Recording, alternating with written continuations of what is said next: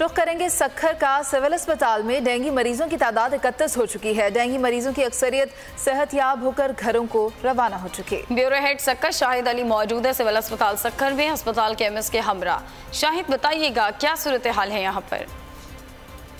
सक्खर और गिरदो नवा के इलाके से भी 31 मरीज़ यहाँ सिविल अस्पताल सक्खर में दाखिल किए गए हैं। उनकी क्या सूरत हाल रही है और इन 31 मरीज़ों में क्या कुछ है, इस हवाले से हम बात करेंगे सिविल अस्पताल सक्खर के एमएस डॉक्टर तस्लीम खमीसाई साहब से। खमीसाई साहब, ये बताएं कि यहाँ जो 31 मरीज़ दाखिल किए गए डेंगू के, उनकी क्या सूरत हाल है और क्या कोई कैजुअल्टी भी इस हवाले से हुई है?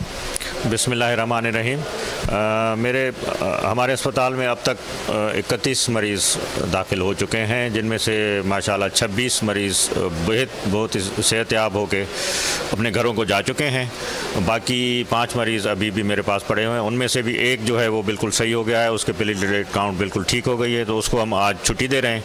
बाकी 4 मरीज़ हमारे पास बच जाएंगे। बाकी जो 31 मरीज़ थे उनमें से कोई भी खुदा न खास्ता किसी किस्म की कोई कैजुअल्टी नहीं हुई, कोई किसी की डेथ नहीं हुई है हमारे अस्पताल में।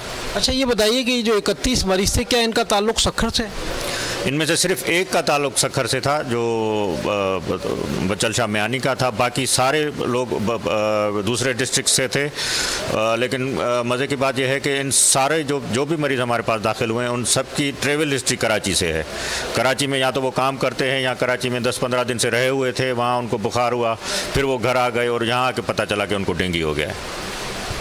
आपने देखा कि डॉक्टर तस्लीम साहब ने हमें बिल्कुल तफसील से बताया है कि 31 मरीज़ जो यहाँ दाखिल हुए थे, वो तमाम लोग किसी न किसी तरीके से उनका ताल्लुक़ कराची से रहा है। यानी ये कहा जा सकता है कि सक्खर में प्रॉपर जो है कोई डेंगू का मरीज़ नहीं था।